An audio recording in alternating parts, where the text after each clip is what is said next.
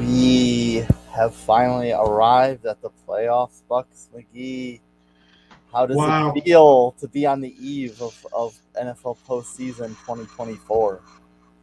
It's exciting yet a little sad knowing that, we're in the final stretch. This is it. There isn't another week to decide what's going on, but I'm excited. Playoffs. What more can you ask?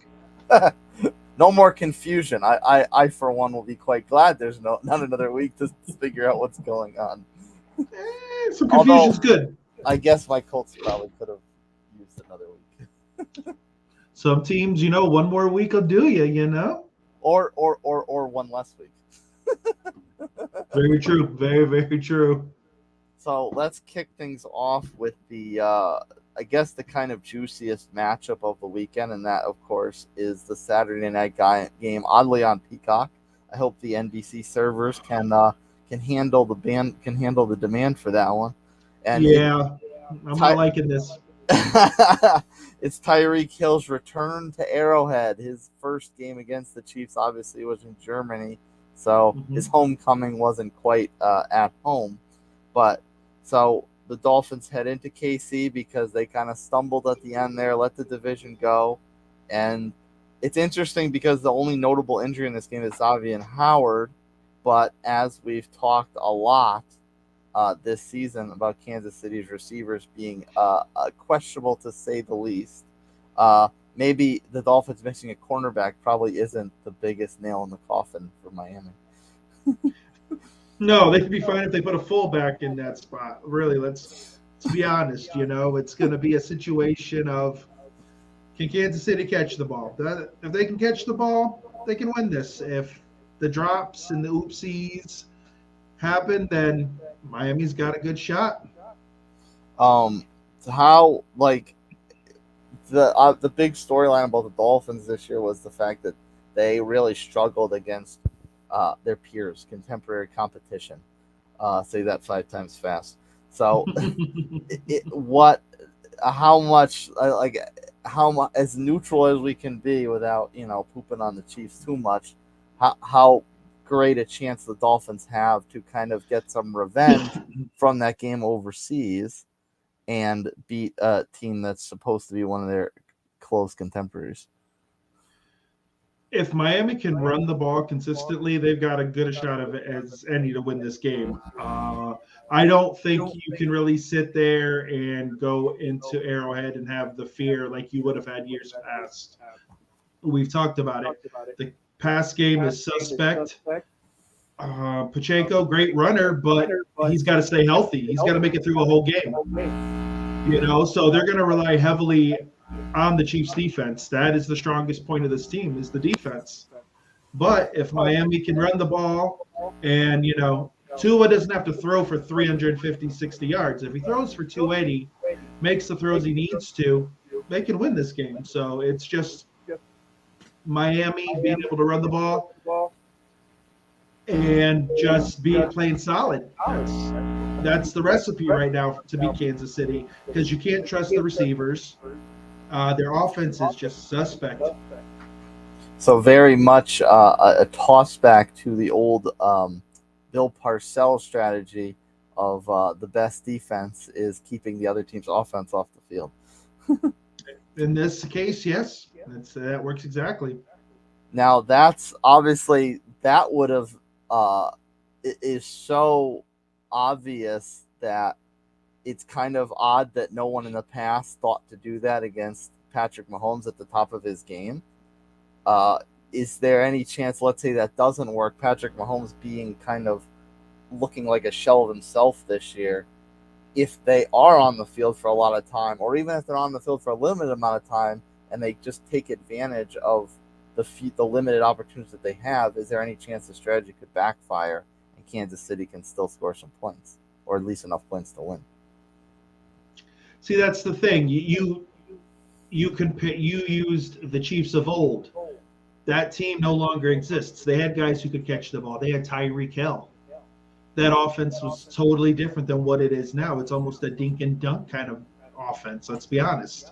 It seems like there's guys who barely ever play who are making catches, but the main guys, Kelsey, he's not a guarantee anymore. MVS, not a guarantee. It's one of those things where teams now can play a defense and feel confident that, Mahomes won't bust them. Yeah, he can run around and get the first down. That's great and all, but does it turn into points? 9 out of 10 times it doesn't. So if they can hold the Chiefs to like 17 points, they can win this game, no problem. What are the odds that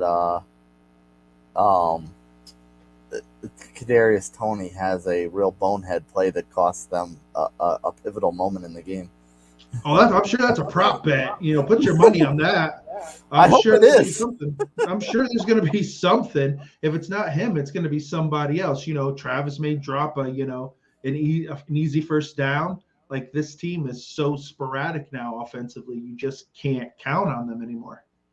Who's the bigger key to this kind of ground attack to neutralize Kansas City? Is it a steady dose of Mostert? Is it a steady dose of Achane, who had a big game in the finale despite the loss? Or do they really need to keep it balanced? I think you keep it balanced. I don't think you go one more than the other. They're similar, but they're not. Mostert is more of a pounder. Achane, I think, is a little more explosive in the pass game. So I think you just you balance it out, and you've got the receivers. You've got the speed. I think you can kill Kansas City with the speed. Hey, maybe that was a Freudian slip on your part, and we do get a little bit of a symphony. And Mostert does look like Mozart. He does. But if Miami can start off fast and keep that defense on its heels, it's going to be a long day. And, of course, the question everyone wants to know, how much of an effect will Miss Swift have on Kansas City's performance? Oh, Lord, another prop bet. How many times are we going to see her through the game? So I'm going over 5. I just think it's going to be a steady diet of that mess. It's one of those things where I think if the Chiefs season ends this weekend, a lot of people are going to be like, all right, well, Travis, maybe his head wasn't in the game. Maybe, this relationship's kind of taking something away from him. Maybe his edge. But the guy's 34 years old. I think he's starting to he's definitely seeing the end of the game. And, Yeah, I mean the fact that I guess the relationships lasted a little bit of the test of time. The fact that they're still together and we're now into the playoffs. They didn't break up in the middle of the season. And you know what? People can't say she's that mean. She at least waited till if they lose and she dumps something, at least she waited till he played. Respect. It's respectable. What's if they do lose and it's Splitsville, are we going to get the single by Valentine's Day? Wow. I don't know. Maybe he retires. Maybe he's like, I can't handle this. This is too much. And he just retires and does his podcast with his brother, and they just go on the road. Back to podcast life, and you can start liking Travis Kelce again. See, life is simple. He can figure it out. We're gonna switch gears a little bit and talk coaching news. It wasn't quite the Black Monday that we usually expect every year, but there were some moves going around, and one of them was obviously probably the biggest move, but the one everyone kind of expected, and that is Bill Belichick out in New England. The long tenured relationship finally went Splitsville. Speaking of relationships going Splitsville, so Robert Kraft and Bill agreed to mutually part ways. Now, I know you've gotten a lot of your Patriots juice out of your system in recent years, but is there one final thing you want to say to Bill Belichick as his era in Foxborough finally comes to an end? Good riddance, buddy. That's what you get. Good riddance.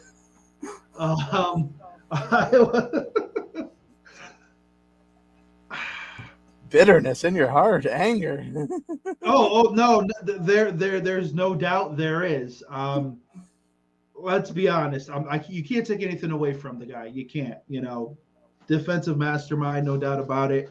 The guy's got rings beyond rings even before New England. Let's be honest. Helping Giants defensively, and he was solid as a defensive guy in Cleveland for a bit.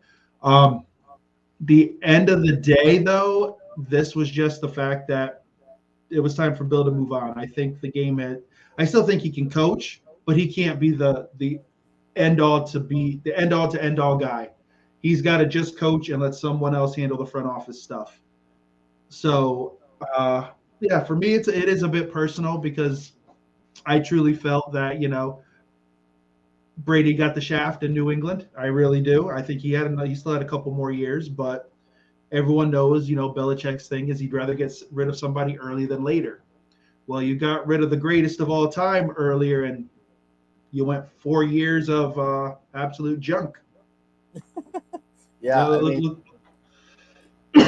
what you had. Yeah, and when you look at Bill's Patriots tenure, especially in obviously the magnifying glass gets put on the years without Tom, and the first year he was 5-11, mm-hmm. and then this last year they were miserable. What were they? 4-13 this year, 5-12. Mm-hmm.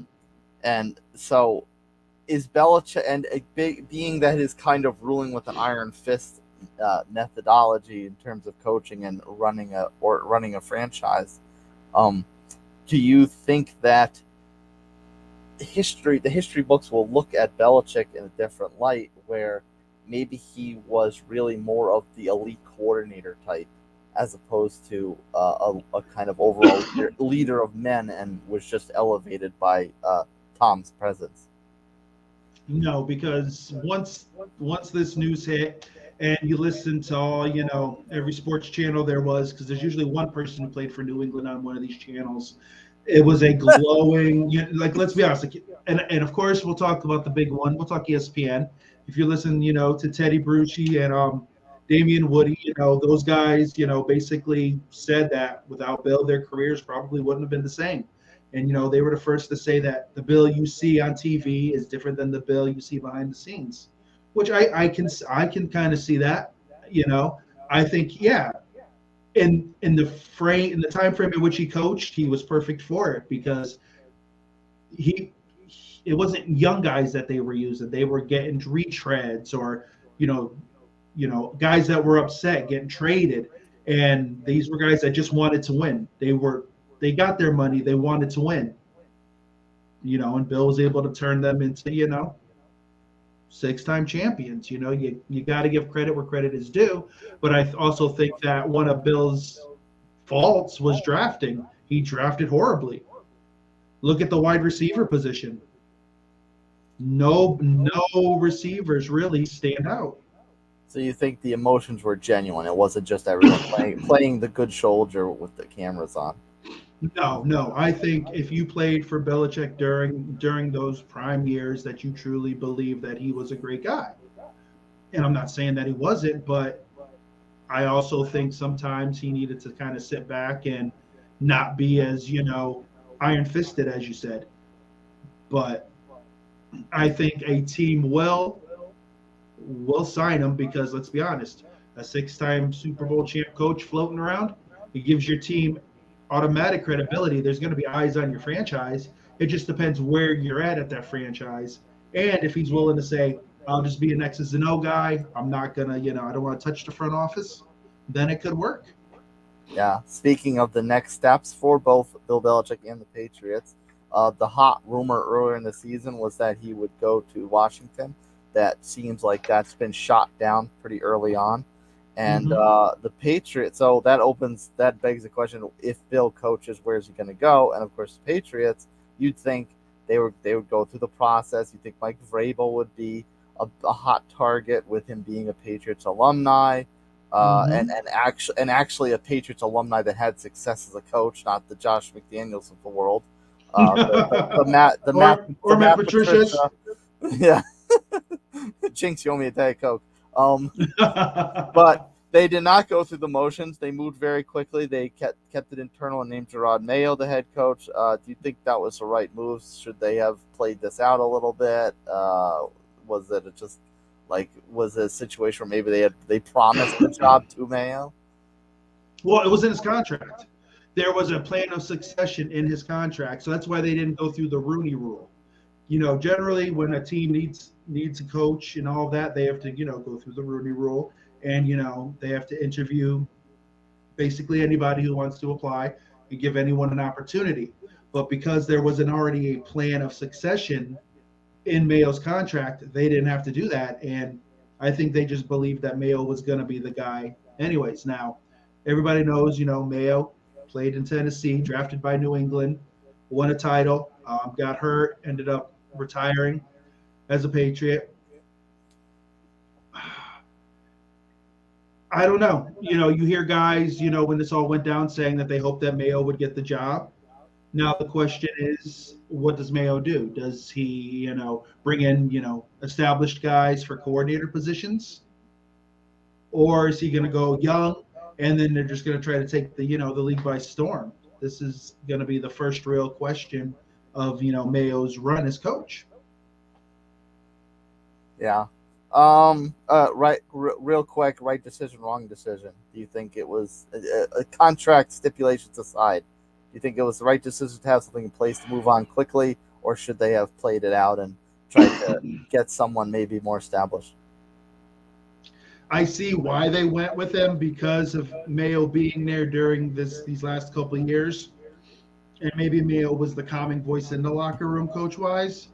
I honestly would have preferred Vrabel. Successful. I think he would probably work just as well, if not better. But New England hasn't had to do this in 25 years, so this is all new. So we'll see what happens. Real quick, another firing was I swear it was within minutes of us going off air of our previous show. Mm-hmm. They didn't even give Arthur Smith till daylight of Black Monday. Atlanta. It's at 12:01. Boom. Atlanta booted him out the door. I mean, this was kind of expected, although I think the Falcons kind of got more out of the season than they probably thought they should. A lot of people thought they probably would have. But this guy did make some bizarre personnel decisions with the Bijan decision, swapping his quarterback every other week. What's kind of the parting shot for Arthur Smith? He didn't have a quarterback. Let's be honest. Desmond Ridder, I don't think is the answer there. Heineke was, he's a backup. I kind of have a soft spot for the guy. I kind of, thought he was, great during that Washington little bit of playoff run a few years ago. But let's just be honest. His decision making, especially with Bijan, much to be desired. And with the talent that they have there, they need somebody who's really going to develop that talent and take it to the next level. So it was time. And now, the rumors, are saying that Belichick could be headed to Atlanta. I don't know if it works. I think, Arthur Blank just wants a big name. Yeah. Doesn't necessarily mean it works. That defense is a little old in the tooth in certain spots. So it all depends on what teams are going to allow Bill to do. But I feel bad for Arthur, but it was just time. Yeah, I almost said they got an alum in the front office in Thomas Dimitroff, but I think he got fired a couple of years ago, did he not? I think so. So yeah, there you go.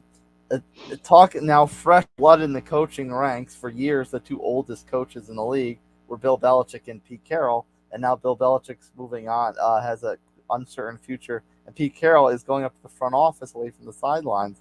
So I don't know who the next oldest coach in the league is going to be, barring Bill just coming back to someplace else. But what do you think of this move? Because Seattle did not do what New England did and name a successor very quickly. Yeah.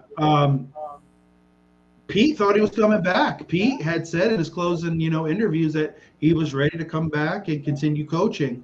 But when they had, he had his interview with the higher ups, they decided that a change was needed. He felt in reading, some articles that it was almost non-football people making the decisions, but he honored it, and now he'll be an advisor in some capacity. He's not really going to be part of the head coaching search, which would really be awkward. So I'm kind of glad for him in that sense. Hey, I'm going to find my replacement. Yeah, woo! So the question now is does he still want to coach? If he does, I could see him going to the Chargers. You know, he's an LA guy. You know, he still surfs. I think he might be a voice that could take that team to another level. I don't think Carroll's a bad coach. I just don't think he had the parts to work with. Yeah. And I mean, a lot of the parts in Seattle did change a lot over the years. So Mm-hmm. the fact that he was able to still have fairly decent success with all the changing parts in that organization does speak to his coaching ability or No, definitely. franchise building ability as well. No, Um, exactly. all right, back to the gridiron. um, the next game up is a kind of reunion of sorts for both sidelines. Matthew Stafford heading back to where it all began in Detroit to face off against the Lions, and Stafford's current team's old quarterback, Jared Goff, a team that Jared Goff had brought to a Super Bowl as well. Uh, is that kind of, other than the Tyreek homecoming, is that kind of the best storyline of the weekend? Excuse me. Oh, definitely. When that trade went down, people thought that Detroit was going to probably just toss Goff off to the side, and they were going to pick in somebody else. Lo and behold, Jared Goff becomes a phenom. Yeah. This Detroit team turns it around. They've got offensive weapons all over the place. This is going to be a shootout. If it's like I would be surprised if it's less than 30 points for each team. I really do. I'll find that out for you right now. But speaking of those weapons, I looked at the injuries, and the only notable one I can pick out is Khalif Raymond, who for the Lions, who very much was a Jared Goff security blanket this year.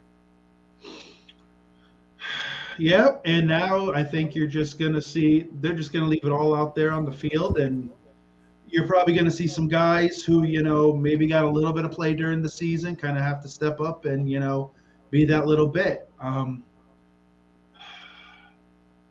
The question is, do the Rams have enough defensively to hold the Lions to pull this out? I don't know if they do. But at the same time, you have that question for the Lions because there's just some games where you're like, okay, the defense is finally got, the secondary's finally hit, and then there's other games where you're like, what's going on here? Yeah. So I don't know. To answer your question, the over-under for the game is 51.5, so 30 points for each side would clear that by a good, considerable margin. Yeah. So, yeah, I would take the over on that. I think it's going to be points all over the place. It's going to be crazy. I know we've discussed this a couple times before, but we'll kick it around again. The Rams come in here with a retooled offensive line. We all remember the game around Halloween where Stafford was on the ground every play against the Bengals. They got a retooled defense. That defense was looking very old at one point, getting lit up every week, and they really rebuilt that defense in the middle of the season to become a formidable unit. And of course, the big storyline is all the young guns that Stafford's throwing to. Kyron Williams, second or third year back, put up a Pro Bowl worthy season. Puka Nacua, who just lit it up as a rookie. Tutu Atwell, who filled in very respectably as an extra option until Cooper Kupp came back, and of course Kupp himself, former Super Bowl MVP. That versus Lions defense that is very front heavy. Very good on the front offensive line, pretty decent linebacker, a little suspect in the secondary, versus a Lions team who is very run heavy, and Goff just kind of picks things apart as he goes. I mean, their best receiver is Jameson Williams, who has a screw loose most of the time. And so you have a kind of rebuilt defense against this very run heavy offense and kind of an opportunistic quarterback receiver situation. So which one for the last time before we actually get into the games, Uh, what Wow. what part gives first? Wow.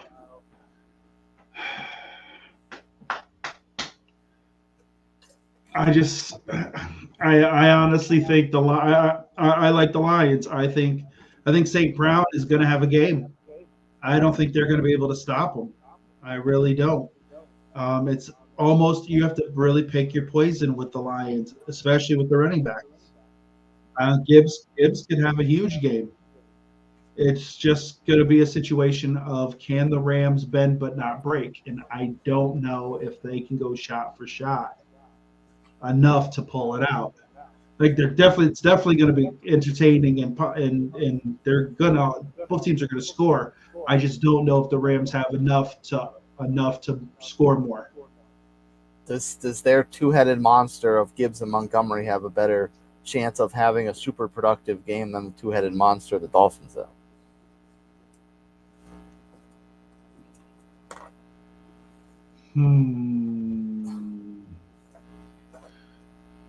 I'm gonna say yeah. I'm gonna say yes. I think the way that both teams have played, last 4 or 5 weeks, it just seems like Detroit's, two-headed monsters just seemed a little better. And I think the Lions have better, well-rounded receivers. With Miami, it's Tyreek and then everybody else. It seems like they don't use everybody consistently in the offense as opposed to the Lions where everybody's getting a shot. Plus, you can't forget, you got your tight ends that can, help stretch the field. So I like the Lions in that aspect. A popular weekly prop bet is anytime touchdown score. So pick an anytime touchdown score out of this game for both teams. Anytime. Wow. Yeah. Anytime. Ooh. I'm gonna take Williams from the Rams. Okay. I like him. I think he's definitely gonna get his opportunities to put one in the end zone. So I'm gonna go with Williams. Okay. And then for the Lions, Gibbs. I think Gibbs has really hit his stride, and he can do both. He can, he's running out of the backfield, and he's a great weapon receiving. So I'm going to go Gibbs. So you think it's going to hit the over and be a high-scoring shootout, but you're very high on the running backs for both sides. because I think both running backs can help in the pass game, especially Gibbs. So Gibbs he's a running back, but you could throw him in the slot if you wanted to. Yeah. We'll kick it over to the AFC. Starting off the action on Sunday is the Steelers-Bills, and I know this is a I don't know if I want to call it a sore spot for you because these two teams, it's kind of like painful that you have to watch both of them in the playoffs. Lord. Yeah, well, you know what? I will give Buffalo their due. I will. You've got to give them credit. They had that 3-game gauntlet against all odds, and they pulled it off, so you got to give them credit. The Steelers are just a hot mess of garbage. I don't care what anybody says to me. But the weather's going to play a major role in this game. Yeah. Buffalo's got some injuries. Gabe Davis, I believe, is out. Yeah, there's significant injuries on both sides. So the Bills now are missing Davis, and obviously the big story for the Steelers is T.J. Watt being out. Mm-hmm. Now, in theory, maybe the Gabe Davis one, if it's like a blizzard the whole time, the field's covered in snow, they're not passing much anyway. Maybe the Gabe Davis absence is a bit neutralized. Because as we know, he was a bit boomer bust this season in the most extreme ways. No, true. But at the same time, Buffalo's run game is, I don't care what anybody tells me, it's suspect at best. Like, let's be honest.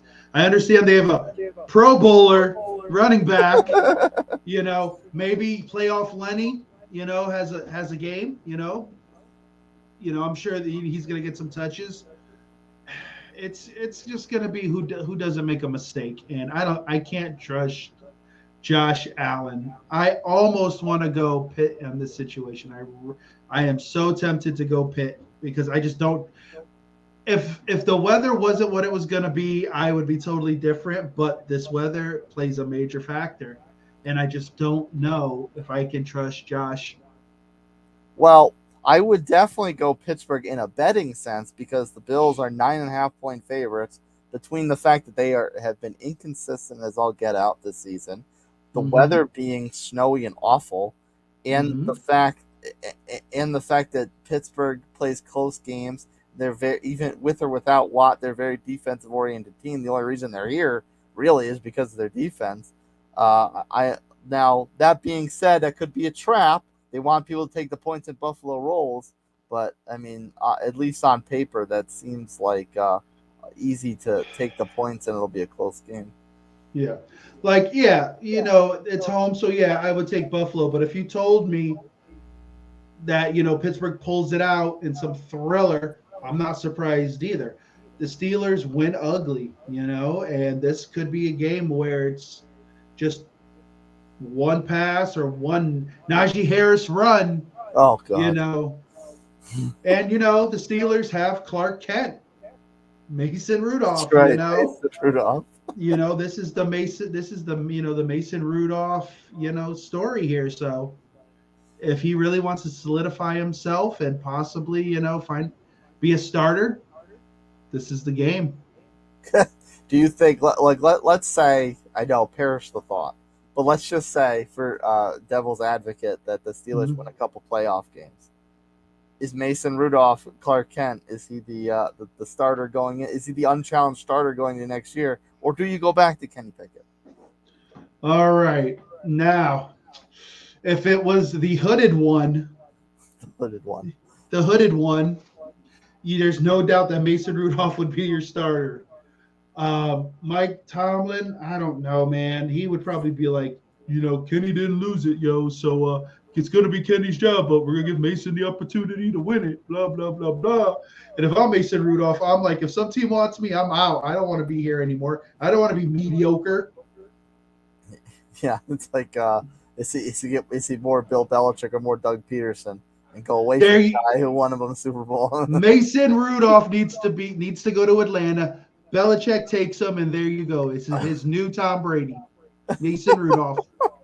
Going from getting your head clocked with a helmet thrown by Myles Garrett to a Super Bowl champ. The Mason Rudolph story. Which victor of this game would cause you more personal pain? Seeing Mike Tomlin win a playoff game or seeing the once fraudulent Bills win a playoff game? Oh, Lord, if I really have to pick one. If I truly have to pick one, it would probably be, and not by much, I'd say the Steelers. Oh. But you know what?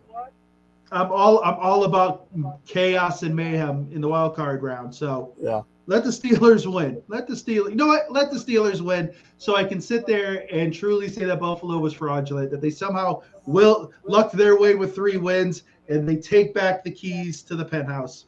Yes. That's what I'm going with. Now watch Buffalo put up like 35 points in like a freaking blowout, but I got to roll with what I feel. Okay. As far as the final thought on this game is concerned, what is the one thing of either team to secure a victory for that team? Like, if the Steelers win, what's the one thing they have to do well? If the Bills win, what's the one thing they have to do well?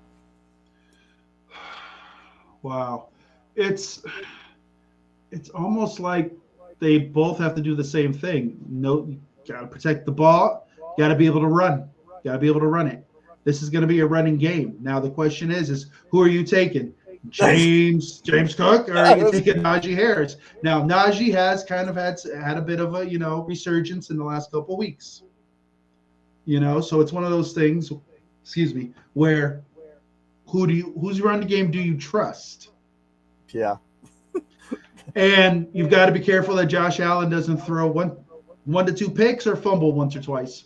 Yeah, that actually is the ultimate keystone to that argument, is which running back do you actually trust more or trust at all at that matter. Exactly. You're sitting there going, I think right now you may have to go Najee. You may have to. Well, I would give the edge to Pittsburgh only because you have Najee and Jalen Warren. and as opposed to Buffalo. I mean, who do you have behind James Cook? You have James Cook, and you've got Allen, But the running quarterback who fumbles 3 times, throws a pick, and somehow will out a victory. So yeah, and then they're back into their Bills choke hazards of old, where they put too much on Josh's shoulders, and at the end of the game, the toy breaks. yep, and then Stefan gets mad, yells at him. It's great TV. I can't wait. It's like every year. It's like getting ready for a Christmas story on Yes. Christmas Eve. Like it's a guarantee.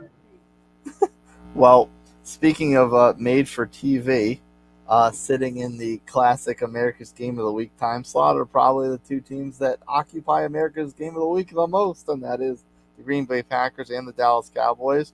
This one might be a little bit of a gimme point spread with the Cowboys only giving 7. The only notable injury is A.J. Dillon doubtful. I personally don't think A.J. Dillon is one that good or two had that much of an impact on the season. But nevertheless, the Packers go in there without one of their running backs, and this roller coaster season that ended in them getting a playoff berth, now they go into a Dallas team that had a little bit of an inconsistent finish, but closed it out strong, and division champ, number 2 seed.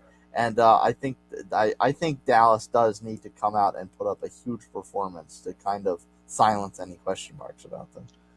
Dallas needs to tear Green Bay apart. If this game is like some last-minute field goal and they somehow eke it out, it'll just be more questions against Dallas. Dallas needs to make a statement, and they really need to, like, literally, it needs to be like 38-17, and like Dak is out by mid-third quarter just hanging out, and they put in whoever they want. Maybe, Trey Lance gets some play or something. I don't know. But, yeah, Dallas needs to dominate in this game for the naysayers to say, hey, you know what? We're legitimate. Don't doubt us. We're here to play. So it's all up to Dallas. In such an instance, Trey might get some play because I think Cooper Rush is on the IR. Oh, shoot. There we go. The Packers defense was surprisingly competitive this year, very much competitive, and they're extremely young. They've got they're the youngest team, I think, in NFL history to make the NFL playoffs, and so this is a lot of fresh legs. Is that going to help them at all as far as standing up against vaunted explosive Dallas offense, or is it just going to be playground mayhem? They just have to play smart. Like, fine, they can keep up with it physically, but they got to play smart. They got to be able to control CeeDee Lamb, because if CeeDee Lamb starts to break, then it could be over early. I don't know Pollard. I don't like the run game. Doesn't scare me for Dallas. But you can't forget it either. You keep them honest, but I think you really just have to keep. These are the 3 guys you got to worry about. You got to worry about Ferguson, the tight end, because Dak will look for him right off the bat. CeeDee Lamb and Brandon Cooks. If you can limit the damage of those 3 guys, you've got a shot. But if those guys start to go off and it just starts to snowball, it's a wrap. Cooks is the one that, like, if he scores a touchdown, then you know it's over. But he's more like he's the home run threat. So as long as you put somebody on there that can run with him, you're probably okay.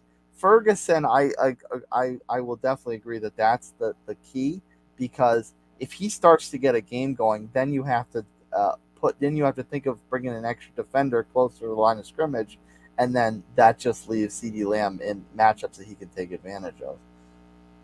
Yeah. So it's just one of those things, and they're gonna have to get pressure on Dak. They're gonna have to. If they can get pressure on Dak, Dak will make a couple of those throws where they should have been thrown away. They'll end up being picks and could turn the tide of the game. So they've got a chance. I'm not gonna say that Green Bay doesn't, but they're gonna have to play near perfect ball, I think. Real quick, what Jordan Love do you think we see? I think Jordan Love's arrived. I think he has. I think that he has shown that he is the heir apparent there. That is his team. Sometimes I don't like the whole throw off, jump in the air, and throw the ball 30, 40 yards down the field. But at the end of the day, the guy got him there, so you've got to give him respect, and they're going to take whatever Jordan they get. You live and die with what got you to the dance. Yeah. Moving on to the other NFC East counterpart, we spent a lot of time going to the finale of who wanted this division. Well, clearly it wasn't the Eagles, and now they go in to cap off the weekend against your Tampa Bay Bucks. And interesting line: Eagles are 3-point favorites, and I always think that you always give 3 points to the home team automatically, so that would effectively make this a pick'em. Do you think that's fair? Do you think that's a trap? I mean, the Eagles obviously their struggles down the stretch are well documented, and the Tampa's strength this season was the defense. Oh, all the pressure's on the Eagles. Let's be honest here. This is house money for Tampa. No, we were not supposed to be here. Let's be honest. And I sing this to the high heavens every day. It was supposed to be 6 wins at best. Most people said we were getting a top 5 pick, and Caleb Williams was coming to Tampa, blah blah blah, and lo and behold, here we are. So the pressure's on the Eagles. I don't know what Eagles team you're going to get. You're sitting there. AJ Brown's got a bum knee, so I don't know if he's going to be 100%. I'm sure he's going to go. Hurts, his finger is, a dislocated finger, but, they give you the company lines when they talk about it. It's trending in the right direction, blah, blah, blah. So I don't know what you're going to get from the Eagles, but Tampa's going to just throw it all out there, and whatever happens, happens. But if this game is close in the fourth quarter, I don't trust the Eagles. Yeah. The Eagles have become 2 totally different teams from the 10-1 Eagles that we all were like ready to hand them the Super Bowl, for the NFC. We said they were going. Now they're a hot mess and nobody knows what's going on. There's little whispers that maybe, the head coach really isn't the right fit either. So there's a lot going on in Philly. We don't know a lot, but, it's always the stuff that you hear, little rumors and stuff, but they've got to figure it out. Do you maintain your position from last week that the Eagles need to make? We talked about how Dallas needs to make a statement, or Dallas wants to make a statement. Does Philadelphia need to make a statement in this game? Can they withstand the question marks and the doubters just getting squeaking out of this game? Let alone losing. I forget losing it, because then all bets are off. But can they withstand the question marks if they just barely get out of this and they look shaky and inconsistent? Do they need a blowout type of performance? Oh, they do. If Dallas pulls off if they end up winning by 20-something points, just dominating Green Bay, and the Eagles end up eking it out with a field goal at the end of the game, but have looked shaky throughout their game, the questions are still going to be there. They're going to say, okay, well, you got by a Tampa team that wasn't even supposed to be there. That's going to be the narrative Tuesday morning. You should have beat Tampa. So what did you prove? You didn't look good doing it. And then the questions for the next round will be there. So no, when you're a team, you shouldn't care what people think. But unfortunately, I think a lot of teams do. If you want the questions to go away, then yeah, you need to put up, some serious points and have a dominating performance. Yeah. Well, we can certainly talk about Philly all night, but let's let you have a chance to shine on your own team.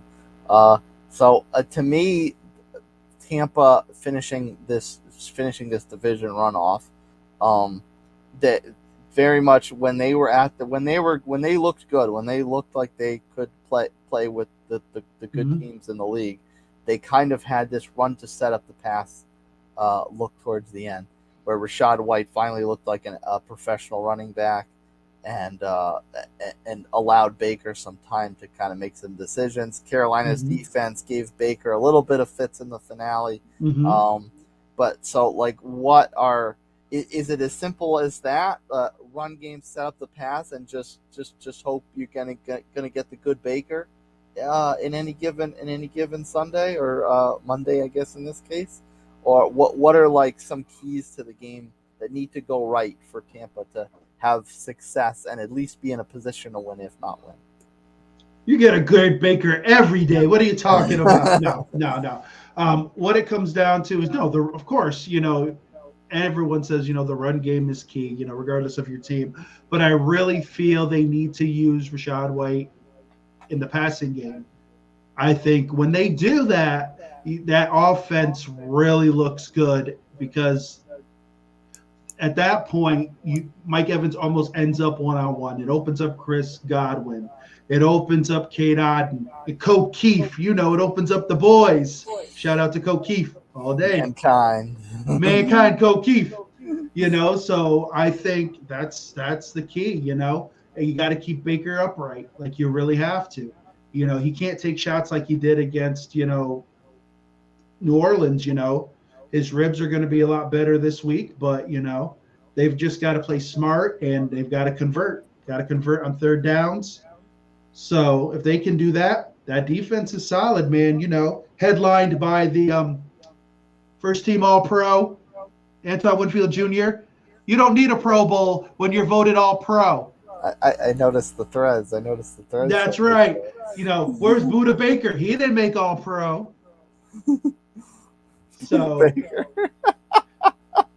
you can keep your little Pro Bowl, whatever. That's like going to junior prom. You can keep that. We'll take All-Pro, but no. At the end of the day, Bucks defense, solid against the run. Of course, we're going to need a huge game from, Levante David, Devin White, and those guys, linebacker-wise. But if we can keep it close, if it's close, 3 points or closer in the fourth quarter, and, all you want's a chance because all you got to do is be 1 point better. What I was going to say, what's your rally cry? 1 point better, baby. That's all I need.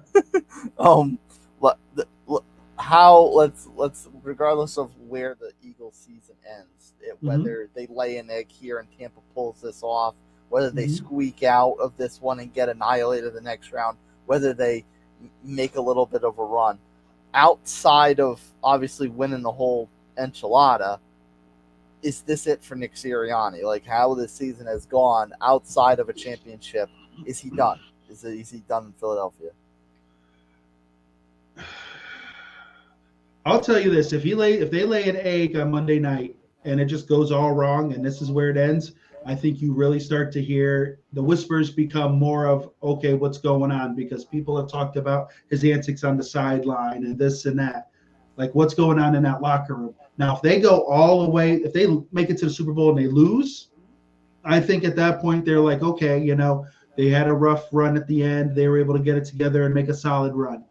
Then I think teams, I think the Eagles say, okay, he's still our guy. But if they end up just putting up a goose egg on their way to the NFC Championship and don't make it, then yeah, I think people are going to start to say, all right, what's up with this Eagles team? Are they too old? Are they just guys that, maybe aren't a good fit anymore? What happens? So it's depending how far this team goes. The farther they go, the better he has a chance of staying. Yeah. Now, ironically enough, to close our show, our last game to discuss is the first game that kicks off the weekend, and that is the Browns and Texans, which gets kind of the short end of the stick and has to lead off the weekend before everybody gets into prime time and Sunday lounging around the house. Yeah, I would have thought they would have moved this game to this should have been the Peacock game. Personally, I would have rather this game. I won't lie. Yeah, and this one, I'm not upset by the prospect of watching and enjoying this game. I think this could surprise the people. You've got this Cleveland team that has this incredible defense that is like we talked about how important the defense was for Pittsburgh this year. Defense, Cleveland was nothing without this defense. They couldn't get a quarterback right for 11 weeks or 12 weeks, whatever it was. No, they're without this defense, they're not in this position at all. Yeah, and then the Texans also buoyed by a very undersung defense, and they don't have the star power that Cleveland does. They don't have a Myles Garrett. No, and it's just the sum of the parts is what that defense is. Yeah, and a lot of juice, a lot of young juice on that team, and of course the expert contract negotiator himself, Laramie Tunsil. So, do you take this incredible defense with led by a veteran quarterback, or do you take this youth infused, uh, come out of nowhere surprise team that has absolutely nothing to prove and no expectations on them whatsoever? See, that's the thing. And it's either, like you said, the grizzled veteran who was sitting on his couch, probably popping Pringles, His throwing mom's ball, couch. His mom's sitting on couch. his mom's couch, eating Pringles, throwing the ball in the backyard, keeping the arm loose. And then you had what should have been the number one pick in this draft, to be honest. And I think everyone would want to take the Texans because it's the young team. No one believed they could do it. They just came out of nowhere, played well, played above what we thought they were going to be. But you can't. I don't think you can bet against Flacco. He's been there. He's done it. And that defense, they have no fear. They believe they are the best, and they prove it every week that they are probably the best defense in the league. So if it's a close game, I'm going with Cleveland. How now? If they, let's say, now this could totally screw up the what? Let's say, because we could say we wouldn't be surprised if Pittsburgh won. We're kind of going edge Cleveland because of the veteran leadership. Mm-hmm. And in theory, the Dolphins could pull off some magic too, because the Chiefs are a little bit of a question mark. If all three wild card teams win, that which lower seeded team? Because obviously we reseed after the wild card round. Uh, Mm-hmm. which one of those teams does Baltimore want to see the least? All right. So my options are. Cleveland, Pittsburgh, and the Dolphins. I don't think they want to see Cleveland. Not at all, because that defense matches up basically well with pretty much anybody. Let's And be you, real. and And they play each other. Like it's like that they know each other. It's not like it's we haven't played them in 4 years or we only saw them once. Like they know each other. So it's just going to be who's going to make the mistake in that game. you have to deal with the revenge factor, like Joe's return to Baltimore. Exactly. And of course, it's one of those things where, before the game starts, everyone's like, "Oh, Joe, thank you, yada yada." And then once the game starts, they're like, "Break his leg." Yeah, That's you what can't they have said. That's what they said about Brady when he went back. We'll applaud you before, and then the game starts. I want to see him break your legs, and then I'm like, "Yeah, kiss my ass, pick Did your that? crotch." Yeah, did that leave a foul taste in your mouth? Oh, that was the deciding factor. At that point, I was on the edge. Like a real quick story, because I know we don't have much time. But when that game happened, my wife said to me, she goes, "Who are you rooting for?" And it was one of the most important decisions of my life. Like it wasn't like I had to give a kidney or anything like that. I'm like, because at that point, Tampa has played like a pivotal role in our lives for like 10 plus years. So we've been with Tampa, but New England was always there. That's what it's been for me. So once I heard that and those little montages, I was like, y'all can kick rocks. That's when I started selling the stuff. It was over. I was like, you're done. I was like, y'all can kiss my tail. But no, Baltimore does not want to see Cleveland. I wouldn't want to. What's the thing that it's obviously someone has to lose this game between the Browns and the Texans? Which team can hang the most pride on a loss? If they're if a good loss exists in the NFL, which team can kind Oh, of? it's the Texans, 100%. They're not supposed to be there. People doubted C.J. Stroud. They were like, oh, Ohio State quarterback, probably going to falter. No one knew what you had in the wide receivers. And, they drafted great last year. Will Anderson, that defense has taken steps. They're young, they're hungry. So, yeah, it's going to sting if they lose, but they get the taste and they kind of then know what it takes to get back there. And, of course, teams are going to gun for them a bit more, but I think it's a good lesson. It's like an 80s TV show sitcom when you mess up and the parents come in and tell you don't do that again. They may ground you, but it makes you feel good at the end. That's what it's like. Yeah. Like a growing pains moment. Houston Texans, the Corey Matthews of the NFL. No, they're more like Mike Seaver from Growing Pains. So you'd still stick with the Texans in that discussion, despite the fact that the Browns had that revolving door of quarterback. And Joe has solidified the quarterback position. Look at it, Joe. Now, mind you, there'll be a couple throws that Joe will make, and you're like, why did you throw it? But at the end of the day, Joe has been nothing but terrific for that. He has steadied that offense, and he's been through this. He's gone to the Super Bowl. He's won, so he knows what it takes. So he'll be that voice and say, hey, guys, okay, this is what we're going to do. Let's keep it simple. They can run the ball. They've got receivers. That defense is ridiculous. It's their game to lose. Real quick, before we say goodnight, we're both very big throughout the season on Baltimore and San Francisco. But if there was anyone playing this weekend that could make the Super Bowl, not give them a run, not give Baltimore or San Francisco a good game, but actually make the Super Bowl, who out of this weekend would you take? I would take Cleveland. And of course, I have to be, because I'm a prognosticator here, I have to be fair.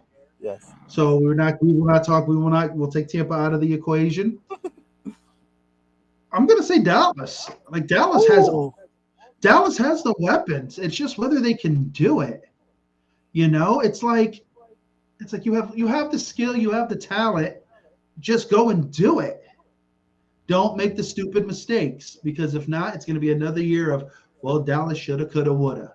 Like this is the year. If McCarthy doesn't get it done, I'd be surprised if McCarthy's there next year. Like, let's be real, because Jerry Jones wants that ring and he wants it now. So Dallas has the talent. There's no reason that they can't be last man standing in the NFC if they do what they need to do. Yeah, I would agree on Cleveland, if not for a lack of options, because every other AFC team has a significant question about them. I know who you're saying. I know who you're saying in the NFC. I know. Yeah, like Buffalo should be the team to give them a run, but I just can't trust them until I see them do it. NFC wise, I think I know. You know what's weird?